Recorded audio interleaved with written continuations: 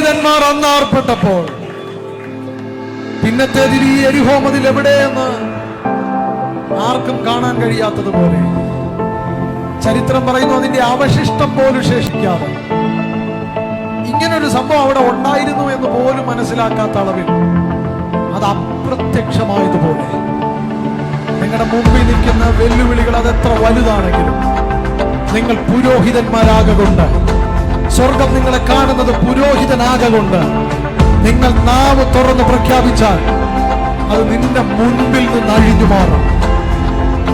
ഇതേ പുരോഹിതന്മാർ അവരുടെ ഉള്ളങ്കാൽ കരകവിഞ്ഞൊഴുകുന്ന യോർദാന്റെ വെള്ളത്തെ ചവിട്ടിയപ്പോൾ വചനം പറയുന്നു അത് വിഭാഗിക്കപ്പെട്ടു. ഒന്നവിടെ പറയുന്നു മേലൊഴുക്ക് നിന്നു, അത് വിഭാഗിക്കപ്പെട്ടു. ഇത് രണ്ടും ഇന്ന് പകൽ ഇതിനകത്ത് നടക്കും.